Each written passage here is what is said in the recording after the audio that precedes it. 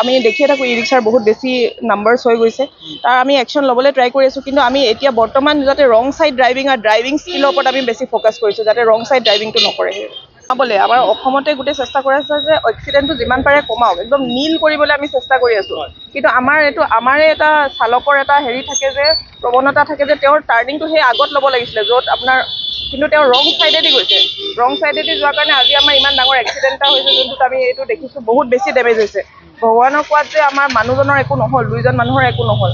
আমি এইটোৱে মানে সদায় আমি জনাই আছোঁ যে ৰং ছাইড ড্ৰাইভিংটো বহুত বেছি ডেঞ্জাৰাছ হয়। আজি দুখন স্কুটিৰ মাজত ক্লেছ হৈছে, সেইকাৰণে ইমানতে সামৰিছে। যদি এখন ডাঙৰ ডাম্পাৰ, ডাঙৰ ট্ৰাক, ডাঙৰ গাড়ী এখনৰ সৈতে হ'ল হয়, মানুহজন হয়তো নাবাচিলে হয়। আমি আহ্বান জনাম যে কোনো মানুহ যাতে ৰং ছাইড ড্ৰাইভিং নকৰে। যোনটো তেওঁৰ ডেজিগনেটেড এৰিয়া ফালে ঘূৰাব লাগিছিলে। তেওঁ এতিয়া এইখিনিতে ঘূৰাইছে, এইখিনি টাৰ্ণটো পাইছে। মানুহে ভাবে অলপ আগেদি ঘূৰি যাওঁচোন, আগেদি হেৰি কৰি ইজি ৱেটো ল'ব যাওঁতে মানে আমি বহুত মানুহ হেৰুৱাইছোঁ। আৰু যাতে মানুহৰ জীৱন নেহেৰাও, আমি এইটো কাৰণে পদক্ষেপ লৈ আছোঁ।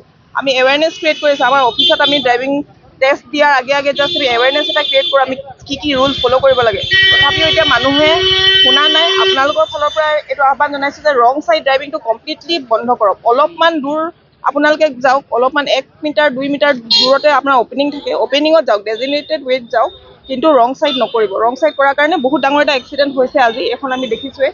মানুহ মৰা নাই, সেইটো কাৰণে আমি ভগৱানক ধন্যবাদ জনাইছোঁ।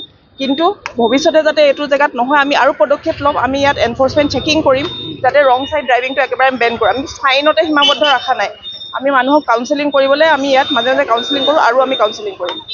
যিটো পথ দুৰ্ঘটনা সংঘটিত কাৰণ অটো ৰিক্সাৰ যিটো বেছি ইয়াত আহিছে, যান জঁটৰ বাবে এনেধৰণৰ হয়। আমাৰ ইয়াত মানে ভেহিকল পপুলেশ্যন বহুত বেছি হৈ গৈছে। তাৰ কাৰণে আমি বিহিত ব্যৱস্থা ল'বলৈ ট্ৰাই কৰি আছোঁ। অটো ৰিক্সাই হওক, ই ৰিক্সাই হওক, আমি দেখিয়ে থাকোঁ ই ৰিক্সাৰ বহুত বেছি নাম্বাৰছ হৈ গৈছে। তাৰ আমি একশ্যন ল'বলৈ ট্ৰাই কৰি আছোঁ, কিন্তু আমি এতিয়া বৰ্তমান যাতে ৰং ছাইড ড্ৰাইভিং আৰু ড্ৰাইভিং স্কিলৰ ওপৰত আমি বেছি ফ'কাছ কৰিছোঁ, যাতে ৰং ছাইড ড্ৰাইভিংটো নকৰে। বেটেৰী ৰিক্সাবিলাক বহুত ৰং কৰে। যিকোনো গাড়ীয়ে ৰং ছাইডত গ'লে আমাৰ যোনে চলাইছোঁ আৰু যোন অপজিটৰ পৰা আহিছে, দুইজনৰ কাৰণে বহুত বেছি ক্ষতিকাৰক হয়। চ' বেটেৰী ৰিক্সা কোনোবা বুলি কোনো হাৰি যাব নোৱাৰে।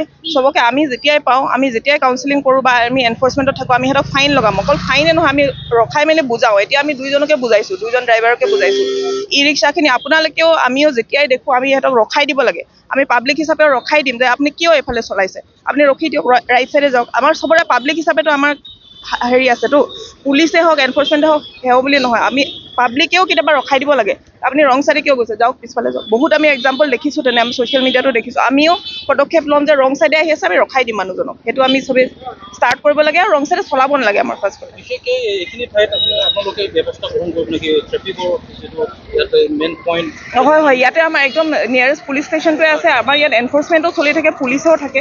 কিন্তু তথাপিও মানে তাৰ মাজতে দুই এজনে মানে হাৰি গৈ পেলাই বা এনেকুৱা দুৰ্ঘটনা ঘটে, আমি মানে তাৰ প্ৰতিৰোধ কৰিবলৈ ট্ৰাই কৰিম, আৰু আমি এনফৰ্চমেণ্ট বঢ়াম ইয়াতে।